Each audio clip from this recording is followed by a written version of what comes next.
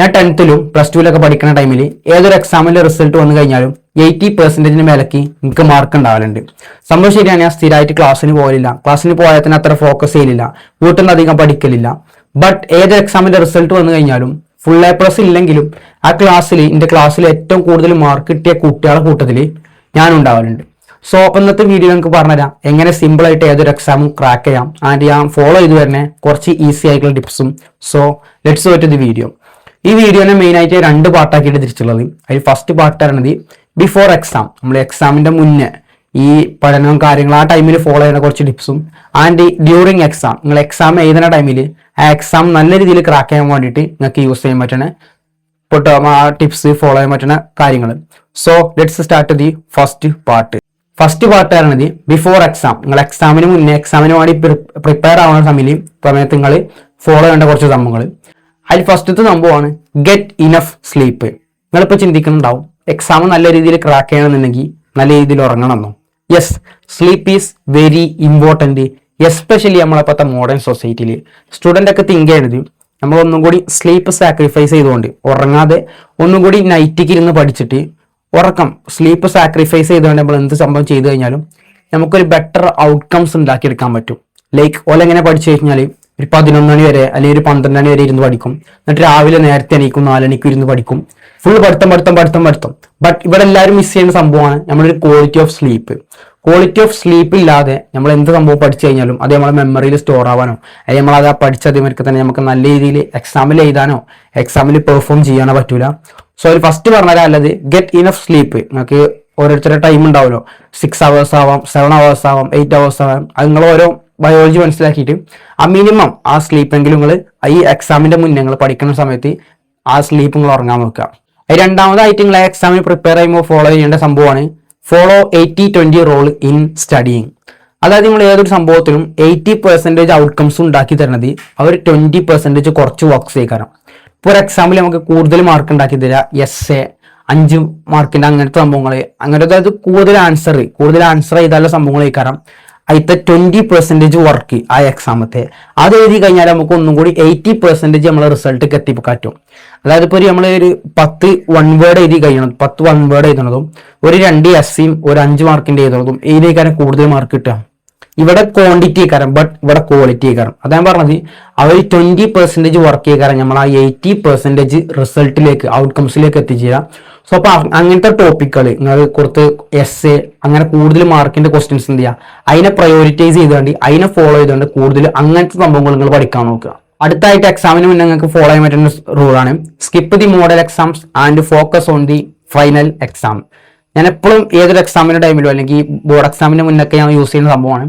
ഞാൻ ഉദ്ദേശിച്ചത് നമ്മുടെ ഈ മോഡൽ എക്സാം സ്കിപ്പ് ചെയ്യാന്ന് പറയുന്നത് എക്സാമിന് പോകാതിരിക്കാന്നല്ല, എക്സാമിന് പോകുക ബട്ട് ഡോണ്ട് കെയർ. മോഡൽ എക്സാമിനെ കുറിച്ച് നിങ്ങൾ കയറേണ്ട ആവശ്യമില്ല. കാരണം ആ മാർക്ക് എവിടെയോ പബ്ലിസിറ്റി ആവില്ല. ഏറിപ്പോയ പേരൻസ് ഗ്രൂപ്പിന്റെ അതിലൊന്നും പബ്ലിസിറ്റി ആവുന്നല്ലാതെ, കാരണം അതുകൊണ്ട് നിങ്ങൾക്ക് ഒരു ഉപകാരമില്ല. അതിന് നിങ്ങൾ ഒറ്റ കാര്യം പഠിക്കാം, എങ്ങനെയാണ് പാറ്റേൺ, എങ്ങനെയാണ് ക്വസ്റ്റ്യൻ വരുന്നത്. അല്ലെങ്കിൽ ഇപ്പോൾ ഒരു essay വന്നു കഴിഞ്ഞാൽ ആ essayക്ക് നിങ്ങൾ ആൻസർ എഴുതി, ആ ആൻസർ എഴുതിയ രൂപത്തിൽ നിങ്ങൾക്ക് എത്രത്തോളം മാർക്ക് കിട്ടി, ആ കാര്യങ്ങളൊക്കെ അതിന് ലേൺ ചെയ്യുക. അല്ലാതെ മറ്റേ മോഡൽ എക്സാം ഉണ്ട് അതിന് പഠിക്കണം, ഫൈനൽ എക്സാം ഉണ്ട് അതിന് പഠിക്കണം എന്നൊരു പ്രഷറാണ് പകരം എന്ത് ചെയ്യാം ഫൈനൽ എക്സാമിന് വേണ്ടി മാത്രം പഠിക്കുക. ഇതിൽ നിന്ന് എന്താ ചെയ്യുക, കുറച്ച് കാര്യങ്ങളും കൂടി പഠിക്കുക. അതായത് എങ്ങനെ ക്വസ്റ്റ്യൻ വരുന്നത് അതിനനുസരിച്ച് ഒന്നുകൂടി പ്രിപ്പയർ എങ്ങനെ പഠിക്കാനുള്ള സംഭവമായിട്ട് മാത്രം മോഡൽ എക്സാമിനെ കാണാം. അല്ലാതെ മോഡൽ എക്സാമിന് കുറെ കാണാതെ പോയി കണ്ട് പഠിക്കുന്നതിന് പകരം അല്ലെങ്കിൽ അതിനെ നല്ല കെയർ ചെയ്യുന്ന പകരം എന്ത് ചെയ്യാം ഇവിടെ ഫൈനൽ എക്സാമിന് മാത്രം ഫോക്കസ് ചെയ്യാം. ഇതെന്ത് ചെയ്യാം, നമ്മൾ മോഡൽ എക്സാം നമ്മളൊരു പഠിക്കുന്ന രൂപമാണ്, അതിന് കുറച്ച് സംഭവങ്ങൾ പഠിക്കാൻ എഴുതിയാണ് എന്ത് ചെയ്യാം അതിന് വേണ്ടി പോവുക. അല്ലാതെ അതിനെ കുറിച്ച് എന്ത് ചെയ്യുക കെയർ ചെയ്യാതിരിക്കുക. അതിൽ ലാസ്റ്റത്തെ സംഭവമാണ് study like a human not a machine. അതായത് എല്ലാ സംഭവങ്ങളും നമ്മൾ കൺസ്യൂം ചെയ്യുന്നതിന് പകരം, അതായത് എല്ലാ സംഭവങ്ങളും ആ കൺസെപ്റ്റ് അതേമാതിരി നമ്മൾ കാണാപ്പാടം പഠിക്കുന്നതിന് പകരം എന്ത് ചെയ്യാം ഒന്നും കൂടി വ്യക്തമായിട്ട് ആ സംഭവങ്ങൾ പഠിക്കുന്ന രൂപത്തിൽ ഒന്നും കൂടി നമ്മളെ, അതാ ഞാൻ പറഞ്ഞത് സ്റ്റഡി ലൈക്ക് എ ഹ്യൂമൻ പഠിക്കണ വരി, മനുഷ്യന്മാർ പഠിക്കണ വരി പഠിക്കുക. അല്ലെങ്കിൽ നിങ്ങൾക്ക് യൂസ് ചെയ്യുന്നത് study break then study break. അതായത് അതിൽ ഇങ്ങനൊന്നുമില്ല ഇത്ര ടൈം പഠിക്കുക, 25 മിനിറ്റ് പഠിക്കുക എന്നിട്ട് 5 മിനിറ്റ് റെസ്റ്റ് എടുക്കുക, അങ്ങനൊന്നുമില്ല. നിങ്ങൾക്ക് പഠിക്കാനുള്ള കുറേ ടോപ്പിക്കുകൾ ഉണ്ടാവും, അതിൽ ഓരോ ടോപ്പിക്കുകൾ ചൂസ് ചെയ്യുക. എന്നിട്ട് ഓരോ സംഭവം കഴിഞ്ഞ ശേഷം എന്ത് ചെയ്യുക കുറച്ച് ബ്രേക്ക് എടുക്കുക, എന്നിട്ട് അടുത്ത പഠിക്കുക, എന്നിട്ട് ബ്രേക്ക് എടുക്കുക. ഇതിനെക്കുറിച്ച് ആൻഡ്രൂ ഹ്യൂബർമാൻ പറയുന്നുണ്ട്, നമ്മളൊരു സംഭവം പഠിച്ച് ലേൺ ചെയ്ത് കഴിഞ്ഞിട്ട് പിന്നെ നമ്മൾ കുറച്ച് ഒരു കാംനെസ് അല്ലെങ്കിൽ ചെറിയൊരു ബ്രേക്ക് എടുത്താൽ തന്നെ ആ സംഭവം നമ്മളെ നമ്മുടെ മെമ്മറിയിൽ നല്ല രീതിയിൽ സ്റ്റോറോ ബ്രെയിനിൽ നല്ല രീതിയിൽ സ്റ്റോറോ. അപ്പൊ ഞങ്ങൾക്ക് പറഞ്ഞ ഹ്യൂമൻ സ്റ്റഡിയിലേക്ക് ഹ്യൂമൻ എന്ന് പറഞ്ഞല്ലോ, അടിയത്തെ പോയിന്റുകളാണ് നമ്മൾ എന്ത് ചെയ്യുക, സ്റ്റഡി ബ്രേക്ക് ഫസ്റ്റ് എന്ത് ചെയ്യുക നമ്മൾ പഠിക്കുക. അതായത് ഞാൻ പറഞ്ഞല്ലോ അതിന് 25 മിനിറ്റ് പഠിക്കുക, 5 മിനിറ്റ് റെസ്റ്റ്. ആ റൂള് ഞാൻ ഒരിക്കലും ഫോളോ ചെയ്യലില്ല. നിങ്ങൾക്ക് ഏത് ടോപ്പിക്കാണോ പഠിക്കാല്ലേ അതിൽ ഏറ്റവും ഇമ്പോർട്ടൻ്റ് അതിലൊരു സംഭവം എടുക്കുക, ഒരു സ്റ്റെപ്പ് എടുക്കുക, ഒറ്റ പോർഷൻ എടുക്കുക, അത് കംപ്ലീറ്റ്ലി പഠിക്കുക. അത് മേ ബി ഒരു വൺ അവർ എടുക്കാം, ചിലപ്പോൾ ഇനി 20 മിനിറ്റ് എടുക്കുള്ളൂ, ചിലപ്പോൾ 40 മിനിറ്റ് എടുക്കും. ഏതായാലും ആ സംഭവം പഠിച്ചിട്ട് എന്ത് ചെയ്യുക, എന്നിട്ട് ബ്രേക്ക് എടുക്കുക. അതാണ് ഫസ്റ്റ് അല്ല നമുക്ക് മനുഷ്യന്മാർ പഠിക്കുന്ന രൂപത്തിൽ പഠിക്കാൻ പറ്റണേ ഫസ്റ്റ് സംഭവം. അല്ലാതെ ഒറ്റയ്ക്ക് 4 മണിക്കൂറിൽ നിന്ന് ഫുൾ ടൈം ആയിട്ട് പഠിക്കാൻ വയ്ക്കുമല്ലോ. പിന്നെ അതുപോലെ തന്നെ രണ്ടാമതായിട്ട് നിങ്ങൾ പഠിക്കാൻ നിങ്ങൾക്ക് ഏറ്റവും ഈസി ആയിട്ടുള്ള വേ കണ്ടെത്തിയാണ്ട് അതിലൂടെ മാത്രം ഫോളോ ചെയ്യാം. മേ ബി ചില ആൾക്കാർക്ക് ഫുള്ള് എഴുതി പഠിക്കേണ്ടി വരും, ചില ആൾക്കാർക്ക് നല്ല രീതിയിൽ ഉറക്കനെ വായിക്കേണ്ടി വരും, ചില ആൾക്കാർക്ക് ഒരാളെ ടീച്ച് ചെയ്യുന്ന രൂപത്തിൽ പഠിക്കേണ്ടി വരും, ചില ആൾക്കാർക്ക് അത് ജസ്റ്റ് ഇങ്ങനെ ഒരാളിങ്ങനെ ലിസൺ ചെയ്യേണ്ടി വരും, ഒരാളിങ്ങനെ ആൾക്ക് ക്ലാസ് എടുത്ത് കൊടുക്കേണ്ടി വരും, ആ സംഭവം ഇങ്ങനെ ലിസൺ ചെയ്യേണ്ടി വരും. അപ്പൊ നിങ്ങൾക്ക് ഏറ്റവും ബെറ്റർ ആയിട്ടുള്ള വേ ഏതാണോ ആ സംഭവം പഠിച്ചു തീർക്കുക, അല്ലെങ്കിൽ ഏതൊരു സംഭവം ഏറ്റവും പഠിച്ചു തീർക്കുക, അല്ലെങ്കിൽ ഏറ്റവും വേ ഏതാണോ ഞാൻ പറഞ്ഞത് നിങ്ങൾക്ക് എഴുതാനാണ് ഏറ്റവും കൂടുതൽ താല്പര്യം, അല്ലെങ്കിൽ ഈ സംഭവം പഠിച്ചു കഴിഞ്ഞാൽ ഏറ്റവും നിങ്ങൾക്ക് മനസ്സിലാവേണ്ട രൂപ എഴുതലാണെന്നുണ്ടെങ്കിൽ അതിൽ മാത്രം ഫോളോ ചെയ്യുക, എന്നിട്ട് ആ സംഭവത്തിൽ മാത്രം പഠിച്ചാൽ മതി. ഏറ്റവും നല്ലത് ഞാൻ എപ്പോഴും സജസ്റ്റ് ചെയ്യാം, ഒരു സംഭവം പഠിച്ചു കഴിഞ്ഞാൽ അത് മറ്റൊരാളെ സംഭവം പഠിച്ചുമ്പോൾ മറ്റൊരാളെ ടീച്ച് ചെയ്യുന്ന രൂപത്തിൽ നിങ്ങളെ മുന്നേ ഒരാളുണ്ട്, നിങ്ങൾ ആ സംഭവം അയാൾക്ക് ടീച്ച് ചെയ്ത് പറഞ്ഞു കൊടുക്കുകയാണ് എന്ന രൂപത്തിൽ ആ പഠിച്ച സംഭവം ഒരു ബ്രീഫായിട്ട് എന്ത് ചെയ്യാം, അതിന്റെ മെയിൻ പോയിന്റ് ഒക്കെ ഇൻക്ലൂഡ് ആക്കിയത് ഒരു ചെറിയ നോട്ട് എഴുതി കഴിഞ്ഞാൽ ഒരു 70% നിങ്ങൾ പഠിച്ചത് മറക്കാതിരിക്കാനും ആ സംഭവങ്ങൾ കുറക്കാനും പറ്റും. ഈ വീഡിയോന്റെ ലാസ്റ്റത്തെ പാർട്ടായ ഡ്യൂറിങ് എക്സാം, നമ്മൾ എക്സാം എഴുതുന്ന ടൈമിൽ നമുക്ക് എങ്ങനെ എക്സാം ബെറ്റർ ആയിട്ട് ക്രാക്ക് ചെയ്യാം, അല്ലെങ്കിൽ ബെറ്റർ ആയിട്ട് എഴുതാം, ഫോളോ ചെയ്യാൻ പറ്റുന്ന കുറച്ച് ടിപ്സുകൾ പറഞ്ഞതാണ്. അതിൽ ഫസ്റ്റ് സംഭവമാണ് നിങ്ങൾക്ക് ആ എക്സാമിന്റെ ക്വസ്റ്റ്യൻ പേപ്പർ കിട്ടിയ ടൈമിൽ തന്നെ, ആ ഒരു കൂൾ ഓഫ് ടൈമിൽ നിങ്ങൾ എക്സാം വായിക്കണ കൂടെ തന്നെ ഒരു ABC ഇതിൽ ഏതെങ്കിലും ഒരു സംഭവം എല്ലാ ക്വസ്റ്റ്യനുകളും കൊടുക്കണം. എന്ന് പറയുന്നത് നമുക്ക് കൂടുതൽ അറിയുന്ന സംഭവം എങ്ങനെ ഒരു ആൻസർ എഴുതാൻ വയ്ക്കും, അതിനെന്തായാലും അതിന്റെ ആൻസർ നമുക്ക് ഫുള്ള് കൃത്യമായിട്ട് അറിയാം, അതിനൊരു ക്ലാരിറ്റി ഉണ്ട് ആ ആൻസറിൽ, അതിന് ഏത് ക്വസ്റ്റ്യൻ ആയാലും. അതുപോലെ തന്നെ രണ്ടാമത്തെ B അറിയണത് നമുക്ക് അത്ര അങ്ങോട്ട് അറിയില്ല, ബട്ട് ചിന്തിച്ച് നമുക്ക് നേരെ എഴുതാൻ പറ്റും, അത് ഫിനിഷ് ചെയ്യാൻ പറ്റും, അത് ആൻസർ നമുക്ക് എങ്ങനെയൊക്കെ ആക്കി ആൻസർ എഴുതാൻ പറ്റും, ബട്ട് കുറച്ച് ടൈം വേണം ചിന്തിക്കണം. ലാസ്റ്റത്തെ C ആണ് നമുക്ക് ഒട്ടും അറിയില്ല, ആ സംഭവത്തിന്റെ ആൻസറേ നമുക്ക് അറിയില്ല, എത്ര ആയാലും നമുക്ക് എന്ത് ചെയ്യണം, ആ C എന്ന് പറയുന്നത് നമുക്ക് തീരെ അറിയില്ല, A എന്ന് പറയുന്നത് നമുക്ക് നല്ലോണം അറിയും, B എന്ന് പറയുന്നത് കുറച്ച് അറിയുള്ളൂ, ബട്ട് കുറച്ച് ചിന്തിച്ചാണ്ട് നമുക്ക് അതിന്റെ ആൻസർ എഴുതാൻ പറ്റും. C പറയുന്നത് നമുക്ക് തീരെ അറിയില്ല. അതിൽ രണ്ടാമത് എന്ത് ചെയ്യാം, ഡോണ്ട് തിങ്ക്, ഈ C-നെ കുറിച്ച് നിങ്ങൾ ചിന്തിക്കാൻ വേണ്ട.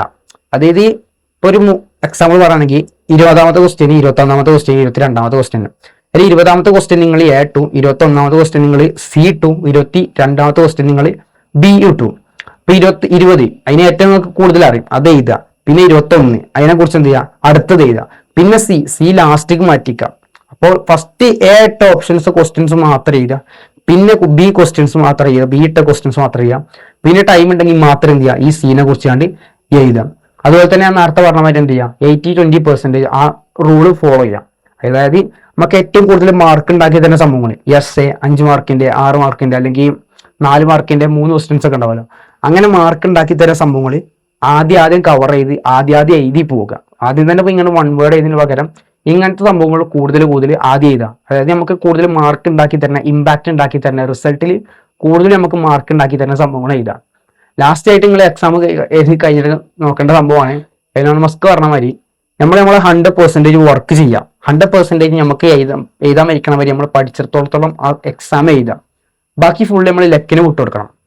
എലോൺ മസ്ക് പറഞ്ഞ സംഭവമാണ്, മൂപ്പരൊക്കെ ഏതൊരു വർക്കും മൂപ്പര് പറയും 100% ഞാനത് ചെയ്തു, പിന്നെ ബാക്കി ഞാൻ ലക്കിന് വിട്ടുകൊടുക്കുകയാണ്. പിന്നെ നമ്മൾ എത്ര ഇതായി കഴിഞ്ഞാലും അതിൽ ലക്കില്ലാന്നുണ്ടെങ്കിൽ ആ എക്സാം പോയി. അപ്പൊ എന്ത് ചെയ്യാം, നമ്മൾ 100% വർക്ക് ചെയ്യാം, പിന്നെ ലക്കിന് വിട്ടുകൊടുക്കാം. ഇപ്പൊ ഞാൻ ഈ പറഞ്ഞ സംഭവങ്ങളൊക്കെ ഒരു ജനറലാണ്, അതായത് എല്ലാ സ്റ്റുഡന്റിനും നമുക്ക് അഡ്വൈസ് എടുക്കാൻ പറ്റണ അങ്ങനത്തെ ടൈപ്പ് ഓഫ് അഡ്വൈസുകൾ, അങ്ങനത്തെ ടൈപ്പ് ഓഫ് ടിപ്സുകളും ടൂൾസുകളും അപ്പൊ ഞാൻ പറഞ്ഞത്. അതായത് ഏതൊരാൾക്കും ആ ജനറൽ ആയിട്ടുള്ള ഒരു സംഭവം പറഞ്ഞെടുക്കാൻ, അതായത് അങ്ങനെ നമുക്ക് ബെറ്റർ ആയിട്ട് പഠിക്കാം, അല്ലെങ്കിൽ നമ്മളെ എക്സാമിന്റെ ഡ്യൂറിങ് എക്സാം എഴുതുന്ന സമയത്ത് നമ്മൾ എന്തൊക്കെ ചെയ്യണം, അല്ലെങ്കിൽ എക്സാമിന് മുന്നേ എന്തൊക്കെ ചെയ്യണം, ഇതൊക്കെ എല്ലാവർക്കും ഫോളോ ചെയ്യാൻ പറ്റുന്ന ടിപ്സാണ്.